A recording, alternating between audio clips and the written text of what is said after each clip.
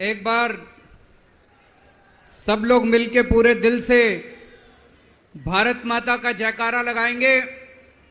भारत माता की, भारत माता की, इनकलाब, इनकलाब, वंदे वंदे। आज इतनी भारी संख्या में दिल्ली के कोने कोने से आए हुए मेरे प्यारे भाइयों, बहनों, माताओं, बुजुर्गों, बच्चों, आप सब लोगों को मेरा नमस्कार, सबको मेरा प्रणाम। मैं देख रहा हूं जहां तक नजर जा रही है पीछे कम से कम 1 लाख लोगों के, यहां पे 1 लाख लोग मौजूद हैं।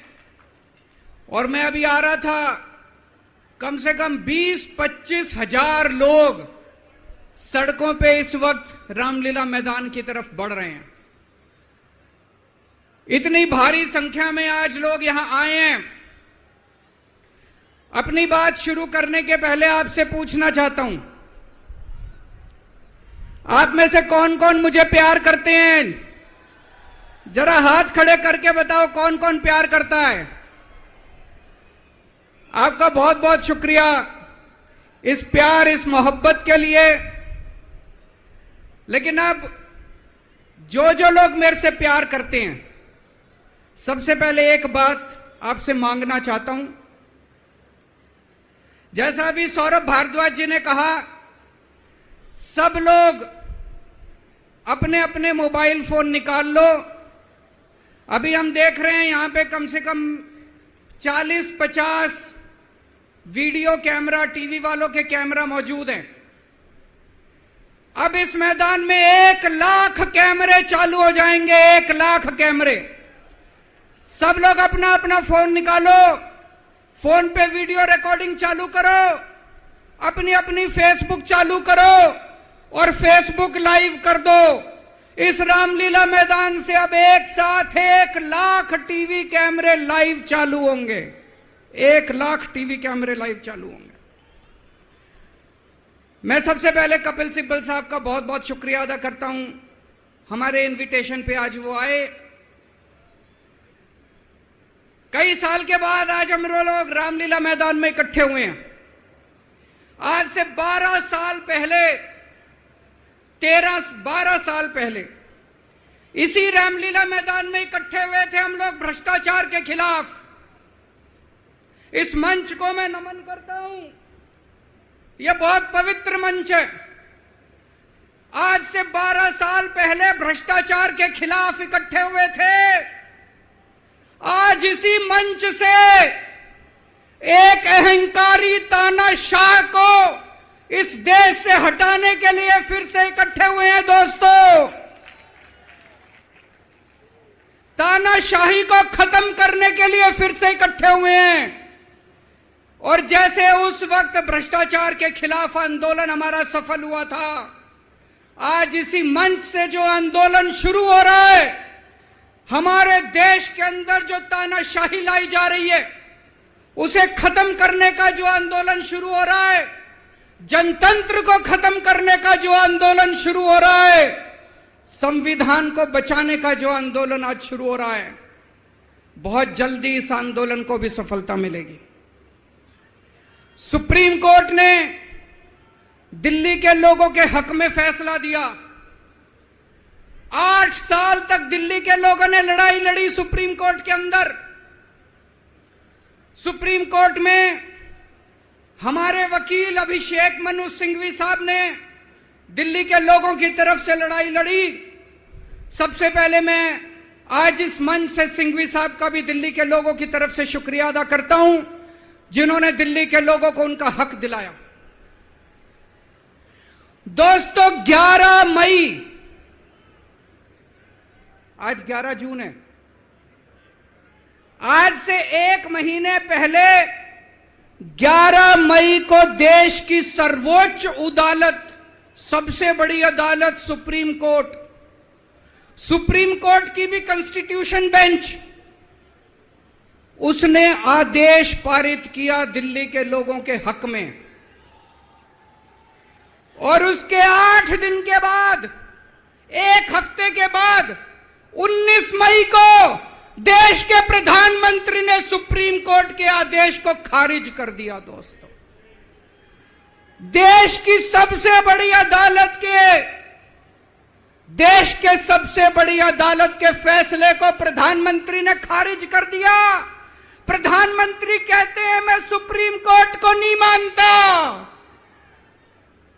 देश के प्रधानमंत्री कहते हैं मैं सुप्रीम कोर्ट को नहीं मानता।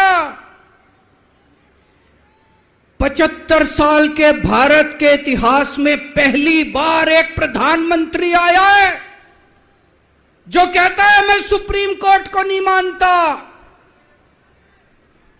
पूरे देश के लोग स्तब्ध हैं।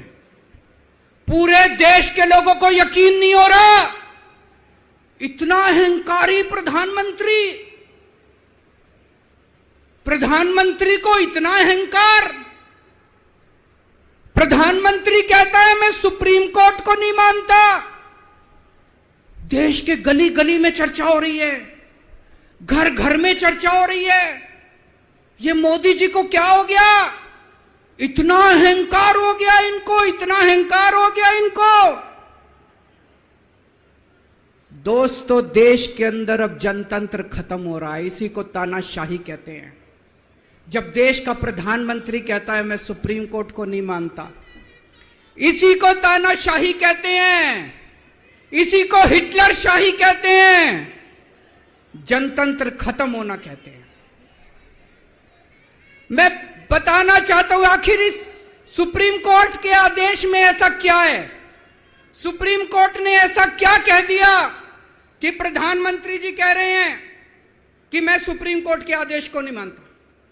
सुप्रीम कोर्ट ने अपने आदेश में बोला कि भारत एक जनतंत्र है, भारत में जनता सुप्रीम है, जनता अपनी सरकार चुनती है, उस सरकार को जनता के काम करने का पूरा अधिकार होना चाहिए। दिल्ली में भी लोग सरकार चुनते हैं, दिल्ली की सरकार को भी, जिस भी सरकार को दिल्ली के लोग चुनते हैं, चाहे इस पार्टी की सरकार हो चाहे उस पार्टी की सरकार हो, सुप्रीम कोर्ट ने कहा कि जो भी सरकार दिल्ली के लोग चुनते हैं, जनता सुप्रीम है, दिल्ली की जनता सुप्रीम है, उस सरकार को काम करने का अधिकार होना चाहिए। मैं आपसे पूछना चाहता हूं, क्या सुप्रीम कोर्ट ने गलत बोला? क्या प्रधानमंत्री को सुप्रीम कोर्ट का आदेश मानना चाहिए? मोदी जी कहते हैं मैं सुप्रीम कोर्ट का आदेश नहीं मानता। मोदी जी ने अध्यादेश पारित कर दिया और सुप्रीम कोर्ट के आदेश को खारिज कर दिया। मोदी जी का अध्यादेश क्या कहता है? प्रधानमंत्री जी ने यह जो अध्यादेश पारित किया, यह क्या कहता है? मोदी जी का अध्यादेश कहता है कि अब दिल्ली के अंदर जनतंत्र नहीं होगा, अब दिल्ली के अंदर तानाशाही चलेगी, अब दिल्ली के अंदर जनता सुप्रीम नहीं है, अब दिल्ली के अंदर एलजी सुप्रीम होगा। अब दिल्ली के अंदर चाहे जनता जिसको मर्जी वोट दे, चाहे जनता जिसकी मर्जी सरकार बनाए, प्रधानमंत्री जी कहते हैं सरकार तो मैं ही चलाऊंगा, मेरी तानाशाही चलेगी। अब जनता सुप्रीम नहीं है, जनता की नहीं चलेगी, जनता की सरकार की नहीं चलेगी। प्रधानमंत्री जी कहते हैं एलजी के जरिए मैं सरकार चलाऊंगा। 26 जनवरी 1950 को हमारे देश का संविधान लागू हुआ। बाबा साहब अंबेडकर ने संविधान बनाया। बाबा साहब अंबेडकर ने अपने संविधान में लिखा कि इस देश के अंदर जनतंत्र होगा, जनता सुप्रीम होगी।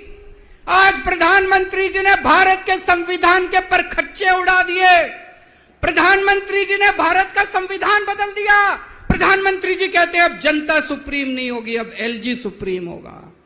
जनता सुप्रीम नहीं होगी, अब प्रधानमंत्री सुप्रीम होगा। प्रधानमंत्री जी कहते हैं अब दिल्ली की जनता की वोट की कोई कीमत नहीं होगी। यह तो सरासर अपमान है दिल्ली के लोगों का। प्रधानमंत्री जी कहते हैं दिल्ली की जनता जिसको मर्जी वोट दे, उस वोट की कोई कीमत नहीं है। दोस्तों, ये बीजेपी वाले रोज मेरा अपमान करते हैं, मेरे को गालियां देते हैं, गंदी गंदी गालियां देते हैं। मेरे को अपने मान और अपमान की कोई चिंता नहीं है, मैं कोई परवाह नहीं करता। मैं इनको वापस गाली नहीं देता, मेरे को गाली गलौज नहीं करनी आती, मेरे संस्कार नहीं सिखाते। मैं 24 घंटे अपने काम में व्यस्त रहता हूं, मेरे को काम से मतलब है। आप लोगों ने मेरे को इतना मौका दिया, इतनी जिम्मेदारी है, 24 घंटे काम करता हूं। ये लोग मेरे को जितनी मर्जी गाली दे लें, लेकिन इस बार इन लोगों ने आपका अपमान किया है, आपकी वोट की कीमत, आपका वोट का अपमान किया है। यह मैं बर्दाश्त नहीं कर सकता, आपके अपमान को मैं बर्दाश्त नहीं कर सकता। इसको किसी हालत में नहीं होने देंगे। दिल्ली के लोगों के वोट का जो इन्होंने अपमान किया है, मोदी जी ने तमाचा मारा है दिल्ली के लोगों को, इसको बर्दाश्त नहीं कर सकते। इसको ठीक करा के रहेंगे, इस अध्यादेश को खारिज करा के रहेंगे, सुप्रीम कोर्ट के आदेश को पालन करा के रहेंगे। करेंगे कि नहीं करेंगे?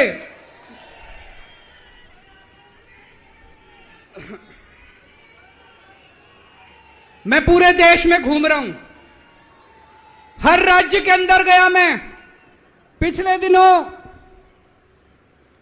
पूरे देश के अंदर घूम रहा हूं, सारी पार्टियों के नेताओं से मिला।